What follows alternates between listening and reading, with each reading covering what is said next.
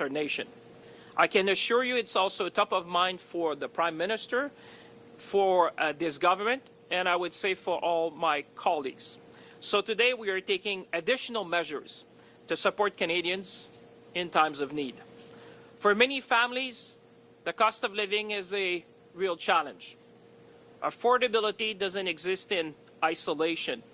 It is a global phenomenon felt across G7 nations. Affordability is closely tied to how our economy performs and how well it works for people across our great country.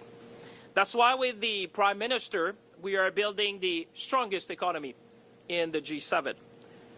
You have heard me say that many times before, but with Budget 2025, we are making generational investments in infrastructure, in housing, in productivity and innovation, because it affects how Canadians live, work, and plan for their future. Doubling overseas exports, as the Prime Minister have challenged us and our nation. Supercharging major project development, building one Canadian economy, and maintaining Canada's tax competitiveness all have a tangible impact on our standard of living. Taken together, these measures will enable more than $1 trillion in total investment in our economy by 2030. But we also recognize, we are very well aware that these are medium and long-term efforts that we need to do together. Right now, many Canadians are facing immediate challenges at the end of the week, at the end of the month, and our responsibility is to help bridge peoples through this moment. We need to provide a bridge to people while our broader plans takes hold. Notre gouvernement a déjà mis en place plusieurs mesures pour réduire le coût de la vie. Dès l'arrivée du Premier ministre Carney au pouvoir, nous avons réduit les impôts pour 22 millions de Canadiens et Canadiennes, représentant jusqu'à 840 $ pour une famille à 2 revenus. Nous avons mis fin à la taxe carbone sur les consommateurs, ce qui a permis de réduire le prix de l'essence d'environ 18 cents le litre dans la plupart des provinces et des territoires. Nous continuons de réduire le coût des services de garde, une mesure phare de notre gouvernement, faisant en sorte que les familles de plus de 900 000 enfants puissent économiser des milliers de dollars par année. Nous avons rendu permanent le programme national d'alimentation scolaire afin de pouvoir nourrir jusqu'à 400 000 enfants par année et aussi de permettre à une famille participante de 2 enfants d'économiser 800 $ en moyenne par année. Et nous mettons en place des prestations fédérales automatiques pour 5,5 millions d'individus d'ici 2028 pour que les Canadiens reçoivent simplement et de façon fiable l'aide à laquelle ils ont droit. As you all know, affordability is a central measure of our economic success. Raising our collective standard of living is the central objective of our government. Canadians need to feel the benefits of the economic growth in their wallets and at the kitchen table. That's why strengthening the economy and supporting Canadians must go hand in hand. And that's what we are committed as a government to do. Affordable housing helps workers live closer to their job. Accessible childcare helps parents fully participate in the workforce. Food security means Canadians can afford healthy meals without ever having to choose between eating well and without sacrificing other needs. With all these measures, we are building Canada strong. A Canada where life is more affordable, a Canada with strong communities, and a Canada we can all be proud of. With that, ladies and gentlemen, I will invite the Prime Minister to address you. Monsieur le Premier ministre. Merci. Merci, Monsieur le Ministre. Thank you, François Philippe. Thank you, colleagues, for being here. Dave Donnelly, thank you for welcoming us here to this remarkable establishment that has served the people of Nepean, of Ottawa, for over 30 years, 34 years and counting. It is a pleasure to be here with my colleagues from the National Capital Region. Anita, again. Anita, where are you? There you are. Yep. Thank you for having us here. And Dave and team, again, for welcoming us. Look, we're in a situation where, and Canadians know this, the world's rapidly changing. That's leaving a cloud of uncertainty and worry hanging over all of us, Canadian businesses, Canadian workers, Canadian families. Our government's focused on what we can control, and that starts with building a stronger, more resilient Canadian economy. So Canada is less reliant on a single trading partner, and we are more resilient to global shocks, what happens outside of our country. Nous agissons sans tarder et nous voyons des résultats. Nous avons déjà signé 12 accords commerciaux et de la sécurité sur 4 continents au cours des 6 derniers mois pour forger des partenariats fiables à l'étranger. Nous avons soumis au Bureau des grands projets 11 projets qui représentent des investissements de 116 milliards de dollars au Canada. Le nouveau fonds pour bâtir des collectivités fortes permettra d'aménager des infrastructures locales dans des quartiers partout au Canada. Hôpitaux, routes, ponts et réseaux de transport en commun. Toutes ces mesures font partie de notre stratégie globale qui vise à susciter des investissements de 1 000 milliards de dollars au cours des 5 prochaines années. So we're starting to fundamentally transform our economy, building a stronger, more resilient, more independent Canada. It's already getting results. Dozens of new partnerships abroad, launching Build Canada homes, fast-tracking major nation-building projects. Our economy, Canada's economy, has created 190,000 jobs on net since August. In absolute terms, that's more than the United States over the same period. We have the right plan. The world is knocking at our door, and momentum is building. But as the Minister of Finance just said, the biggest payoffs will take time. And many Canadians are feeling the pressures right now of everyday expenses. Canadians need a boost today and a bridge to tomorrow. And that's why Canada's new government has been relentlessly focused on making life more affordable for Canadians. On day one, we canceled the consumer carbon tax, bringing down gas prices by 18 cents a litre. We then cut taxes for 22 middle-class Canadians, saving a two-income family up to $840 this year. We've cut taxes for first-time home buyers, saving them up to $50,000 on their first home purchase. Out east, we've reduced tolls for vehicles on the Confederation Bridge, cutting them from over $50 to $20, and cut fares by 50% on ferries in Atlantic Canada. As the Minister just mentioned, we launched automatic federal benefits, which will help 5.5 million lower-income Canadians get the benefits to which they are entitled, like the disability tax credit, and indeed the new measures that we're announcing today. We made the National School Program permanent, feeding 400,000 children healthy meals while saving their parents $800 per year on groceries. We also have a series of initiatives that will improve affordability by making structural changes to our economy. That's like building lots of affordable housing through Build Canada homes. And last week's new strategic partnership with China will make available tens of thousands of affordable electric vehicles in Canada. Nous avons appuyé la décision de CRTC de prolonger l'accès obligatoire au marché de gros dans le secteur de télécommunications pour une seule raison: réduire le coût de l'accès à Internet haute vitesse pour les Canadiens et Canadiennes, pour vous. Dans le budget 2025, notre gouvernement a protégé les programmes sociaux essentiels qui offrent à chaque Canadien une chance équitable de réussir: les garderies, les soins dentaires et l'assurance médicaments. Au cours des prochaines années, notre gouvernement travaillera sans relâche à améliorer l'abordabilité pour tous les Canadiens.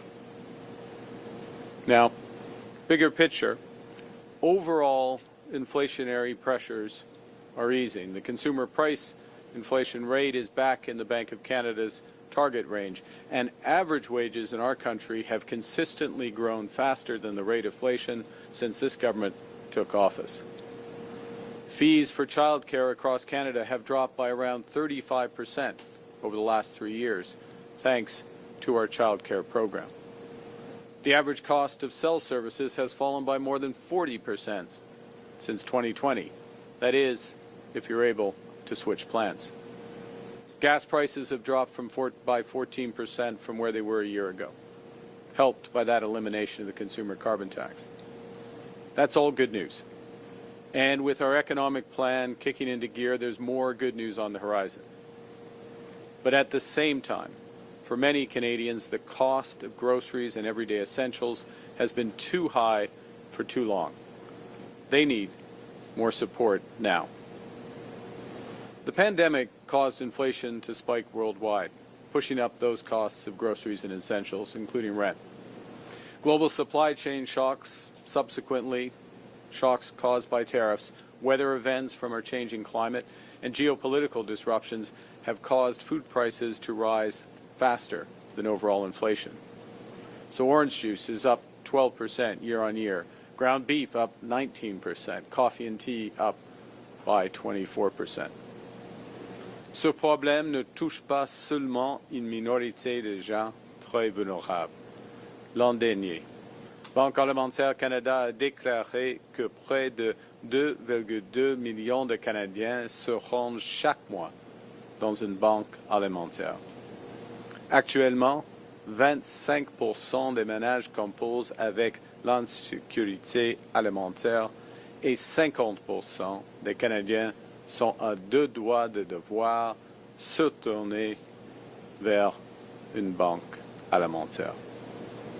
So last week, just a few days ago, in Quebec City, our cabinet convened and we focused on how to make life more affordable for Canadians now, and also how to tackle the root causes of food insecurity in Canada. Those deliberations including a long conversation with Kirsten Beardsley, the CEO of Food Banks Canada, to talk about these critical issues and what different levels of government can do to address them. You know, one of the best things, and there are many great things about our country, but one of the best things about our country is that we look out for each other, that we believe our economy is strongest when it serves every Canadian. So we're acting today, Canada's new government is acting today to provide a boost to those Canadian families who most need one, while creating a bridge to longer-term food security and affordability. Everyone pays the same GST on items that they buy, no matter how much money they make. But since groceries and other essentials make up a larger share of the budget of lower-income Canadians, the GST puts a higher burden on those less well off.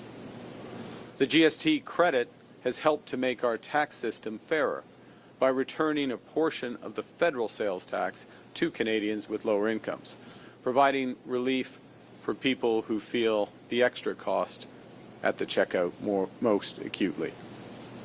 The rise in food prices means that a lot of these Canadians need more support right now. So today we're announcing that our government is launching the new Canada's Groceries and Essentials benefit. This will deliver hundreds of dollars more into the bank accounts of more than 12 million Canadians. Starting this year, we're taking the existing GST credit amount and raising it by 25% for 5 years. And in addition, we're providing a one-time payment equivalent to 50% of the GST credit this year. So what does that mean? Well, right now, a family of four receives about $1,100 a year with the existing GST credit. With the new Canada Groceries and Essentials benefit, that same family will receive up to $1,890 this year and about $1,400 a year for each of the next 4 years. A single person receives about $540 a year with the existing credit. With the new benefit, that person will receive up to $950 this year and about $700 a year for the next 4 years. On average, these payments make up for the higher level of food prices since the pandemic. In parallel, we're working to address the root causes of inflation and working on longer-term solutions to bring down the cost of groceries in Canada. That starts by improving the resilience of our supply chains. Because when issues arise in supply chains, from transportation to process to distribution, costs rise at every step along the way, and these costs end up on grocery bills. Tariffs, for example, are part of that problem. In September, the government launched what we called a new strategic response fund to help sectors across our economy, those impacted by tariffs, to adapt, to diversify, and to grow. And today, we are committing $500 million from this fund to support capital investments to help food businesses expand capacity, increase productivity, and strengthen our food supply for the future. In addition, our regional tariff response initiative will provide $150 million for small and medium-sized enterprises to do similar things. This will mean more resilient supply chains, more greenhouses, more abattoirs that are closer to customers, and most importantly, will help mean lower food prices and better food security for Canadians. Pour réduire le coût de production des aliments, nous instaurerons la passation en champs immédiats et accélérer des serres. Les producteurs peuvent donc déduire le coût total de la nouvelle serre sans tarder, ce qui leur permet de disposer de capitaux pour acquérir l'équipement moderne et ainsi accroître la production nationale d'aliments et cultiver davantage d'aliments ici au pays toute l'année. Les agriculteurs peuvent produire plus d'aliments à coût moindre, ce qui fait augmenter l'offre d'aliments canadiens et atténue les pressions sur les prix à l'épicerie pour les familles. To address the root causes of food security, we're developing a new national food security strategy that strengthens domestic food production, improves access to affordable, nutritious food. The strategy will include measures to implement unit label pricing so Canadians can compare easily in this era of shrinkflation. We're also going to provide support for the Competition Bureau in monitoring and enforcing competition in our market across the supply chain. And we will include new measures to strengthen food security in the North, where food insecurity and affordability challenges are felt most intensely. To ease immediate pressures for food banks, we're providing $20 million in a top-up to the local food infrastructure fund. This will help boost community food programs and deliver more nutritious food for families in need. Canadians are generous people. We take care of each other, particularly in times of need. We know we're stronger together. And during this time of global turmoil, Canadians are coming together to build Canada strong, to build a more independent, secure, and prosperous country, a country that works for all. And we know that getting there will be tough at times. We know that progress won't always move in a straight line. So we know that in times like these, we don't just have to look out for ourselves, we have to take care of each other. And that starts with everyone being able to put good food on the table. That's why the government's working relentlessly to make life more affordable for everyone. That's why we're stepping up today to help people who need it the most. Because we can't control what other countries do, but we can control how we support each other during tough times. We can control what we build so that these times will be better in the future. We choose to build Canada strong for all Canadians. Thank you very much. Merci, and I look forward to your questions. Thank you, Prime Minister. We'll now begin the question portion of the press conference. On va maintenant commencer les questions. Première question, Tom. Hi, Prime Minister. Tom Perry with CBC. Since your speech in Davos, we've had Donald Trump threaten fresh tariffs on Canada if we cut a deal with China. He's rescinded your invitation to the Board of Peace.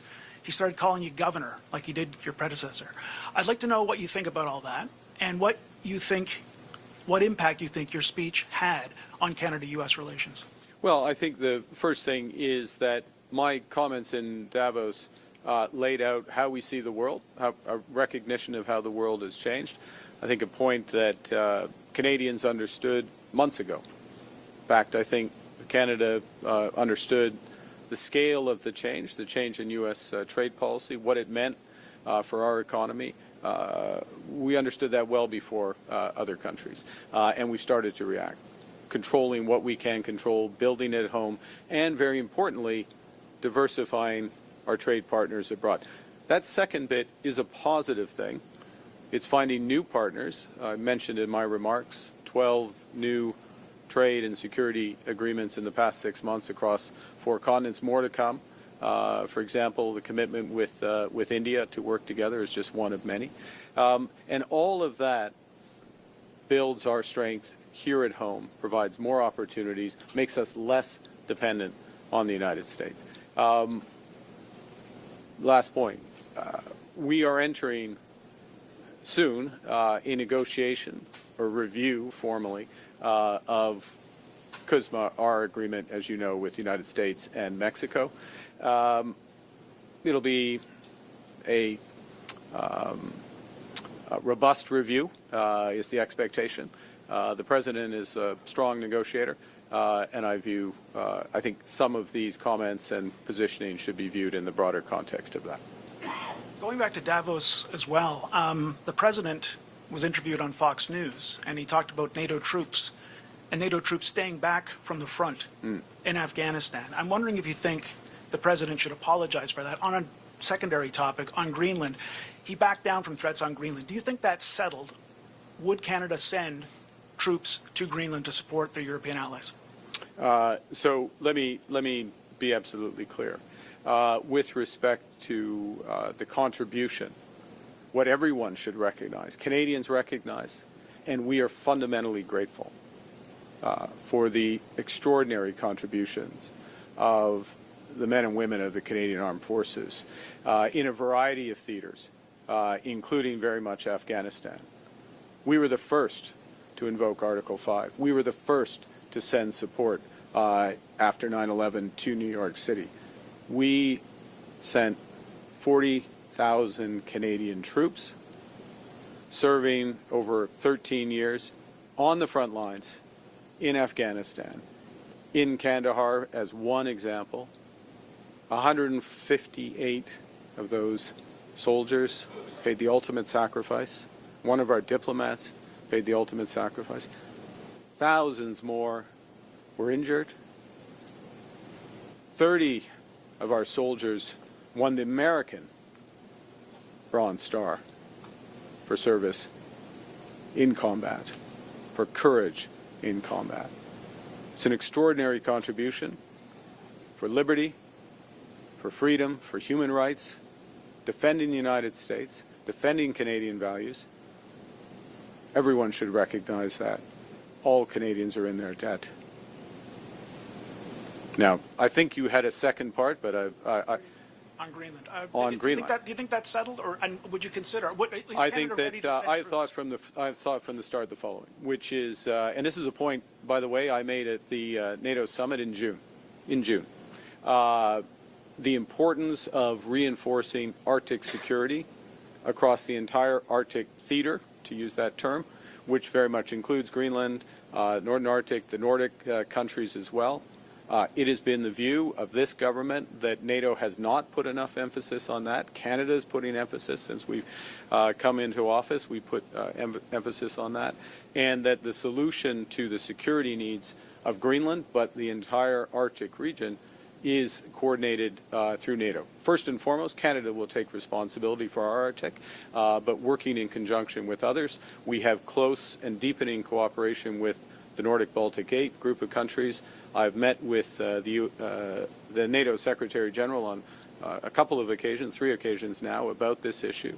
And I think by reinforcing that security umbrella, it addresses the fundamental needs of those countries. Denmark addresses the fundamental needs of Greenland, helps support security in Canada. So that aspect is very much taken care of. Thank you. Morning, Prime Minister. Michael with CTV News. I just want to follow up on what Tom was asking. Are you offended by being called governor? I mean, I think in this role you get called a lot of things, a lot of time, and I'm not going to comment on every tweet or truth or comment from whoever. So I can handle it. As a follow-up, but I do think this point about our troops is fundamental, and respecting our troops and the contribution that they've made. I want to follow up on what you were saying yesterday outside of cabinet or caucus. You said that Canada isn't pursuing a free trade agreement with China. What efforts are you or your ministers making with the Trump administration to communicate that to them so that those threats of tariffs stop? Well, I interpreted the president's comments exactly that way, which is looking forward to a deeper, were we pursuing a deeper free trade agreement. We've made it clear.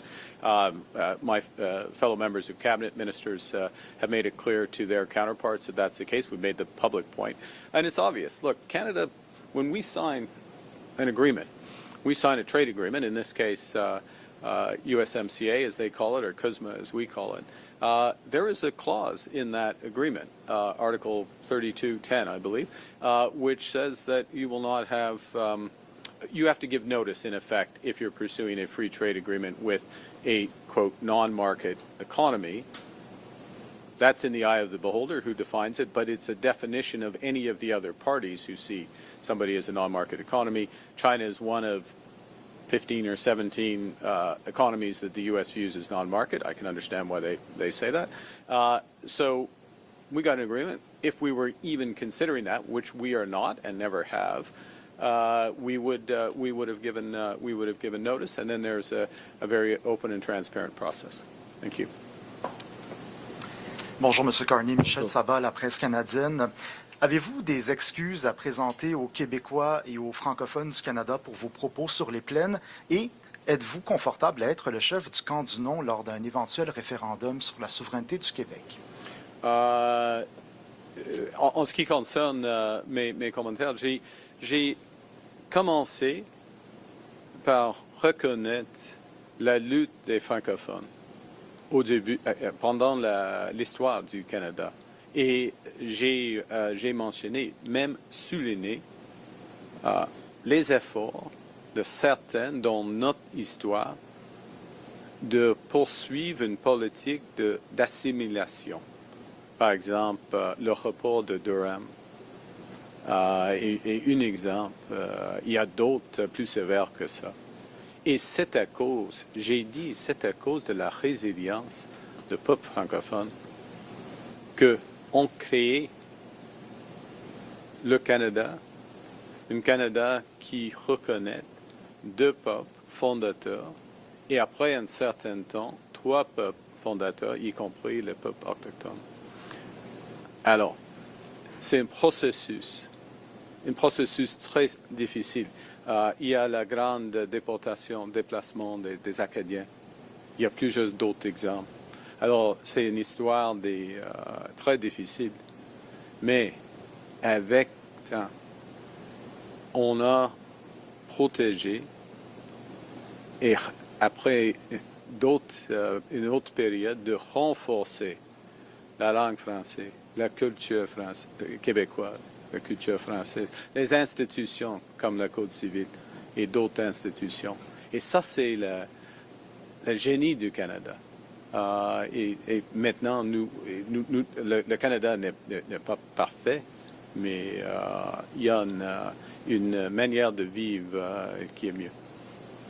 Bon, j'aurais quand même aimé vous entendre sur le qualificatif de chef du camp du non, mais je vais sauter à un autre aspect.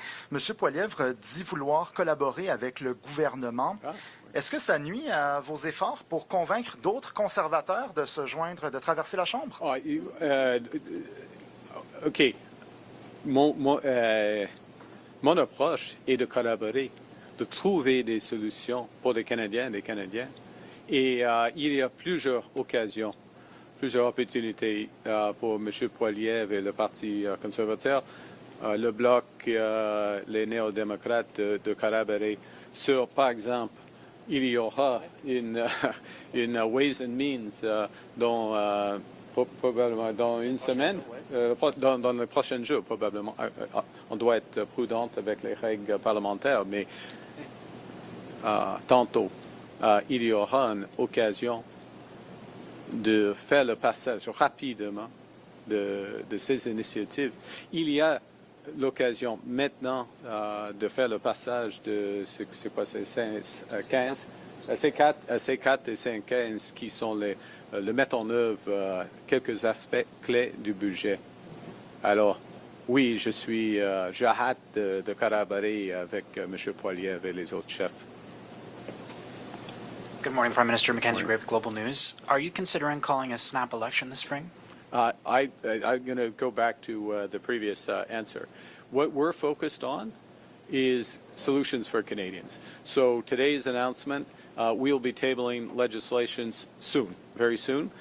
We would love, and we think it's very important, to have collaboration so we can move that quickly through Parliament. So particularly the one-time bonus gets into people's bank accounts as quickly as possible.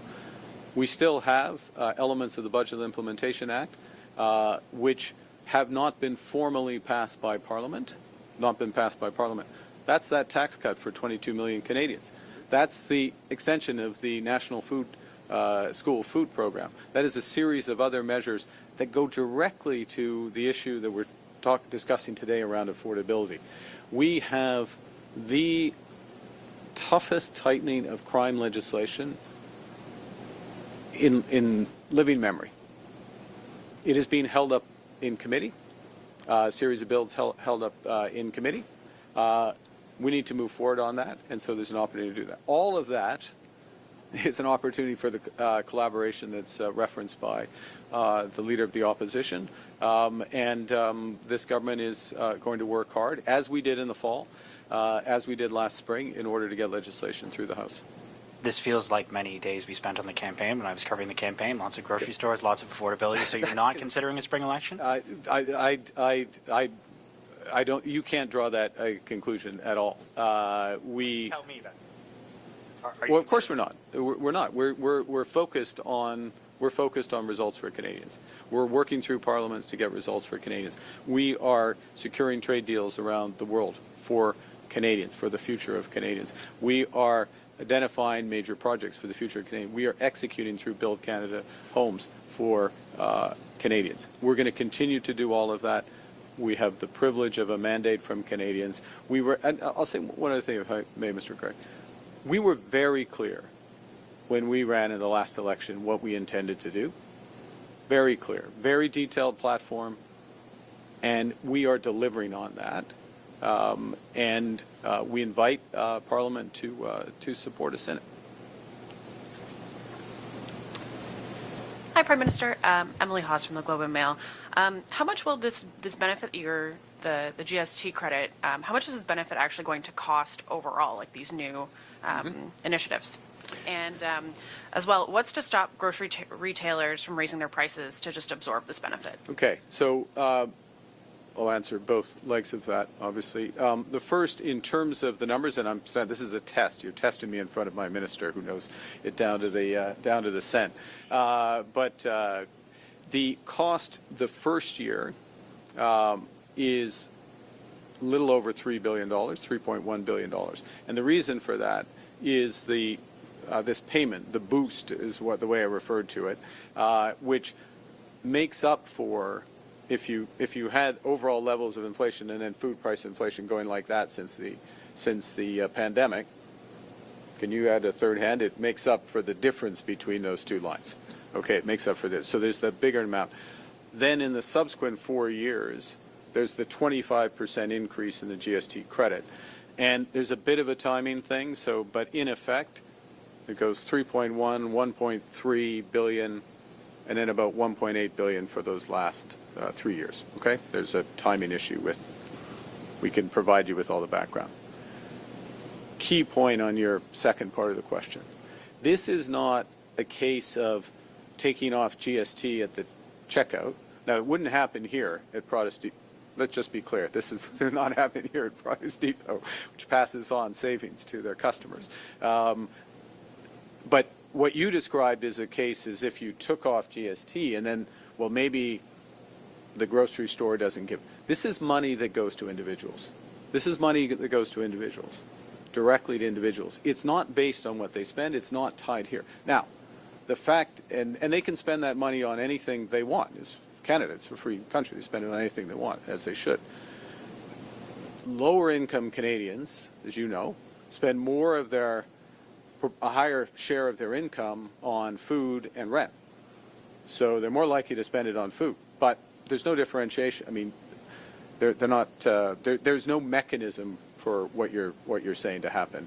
I mean, my thinking was like, if you could raise price, you know that people are getting more money and therefore you could just raise your price. Well, you could say that about any aspect that grows the economy. So and I'll say as well, if I may, I'm not accepting the premise of your question, but your general point, which is around competition in the industry. And one of the things we're doing is reinforcing the Competition Bureau's oversight of the industry as a whole, plus working, and we have to work with provinces, as the Minister knows, to move towards unit label pricing so that you have a true and very visible comparator between two types of good.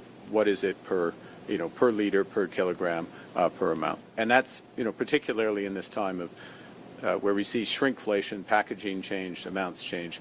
It's a very important development. So it's something I will be raising with the provinces on later this week at First Ministers. And only a few pieces of your legislation that have been directly connected to your agenda have passed. So I'm thinking the most significant is probably C5. You're doing many things via regulation instead. I was just curious, do you think that Parliament matters, and what role do you think it plays in implementing your agenda? Parliament matters tremendously, which is, I'll refer back to the previous question on the opportunity for cooperation in Parliament. And it's very important. The crime legislation, from tougher bail, tougher sentencing, protecting younger Canadians, protecting from online harms, protecting people who go to their place of worship or their community center, protecting them from harassment. All of that crime legislation is being held up. All of that is being held up in Parliament. You can't regulate any of that. Parliament matters. And that's where the opportunity is with greater collaboration. And that's why we welcome it. And we will work with all the parties in Parliament to help get the right legislation through for Canadians. Dernière question est suivie. Yasmine.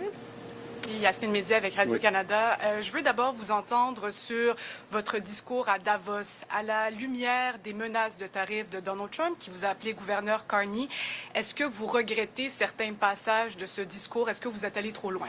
Pas de mots. Non, pas du tout, parce que j'ai décrit la situation actuelle. Il faut être honnête. Ça, c'est la situation actuelle. Que quelques puissances, quelques grandes puissances, utilisent l'intégration pour la cohésion, de changer les politiques d'un pays ou d'un autre. Alors ça, c'est la situation actuelle.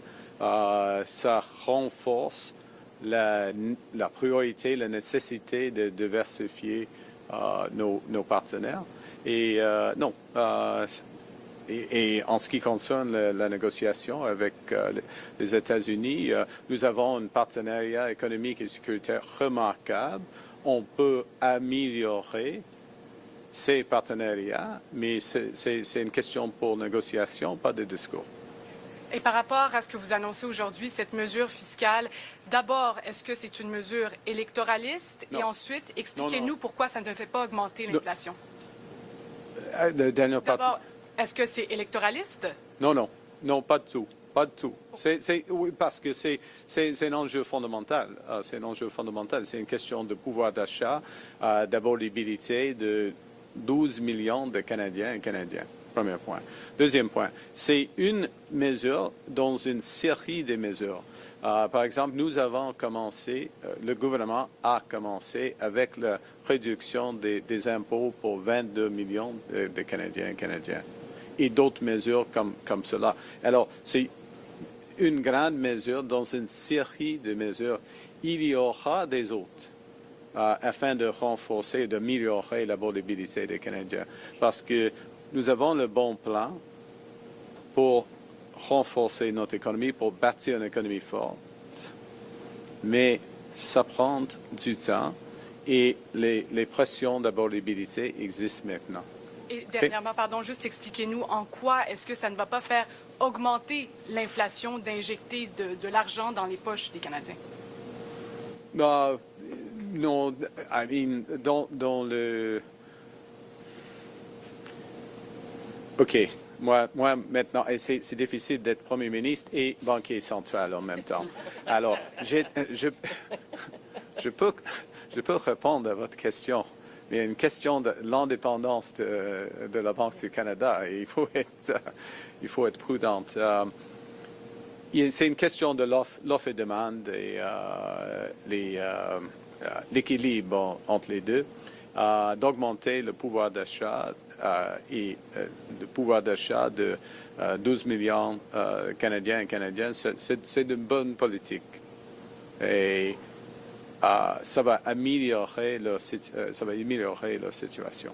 Ça, c'est clair. Thank you. Okay. This concludes our press conference. Merci tout le monde. Merci beaucoup. Merci. Did I get my numbers right? Yes. I double checked.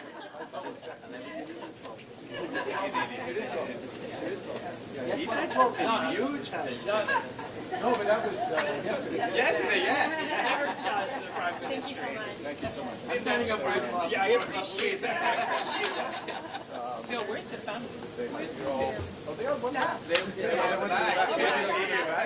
think it's opening soon. Okay.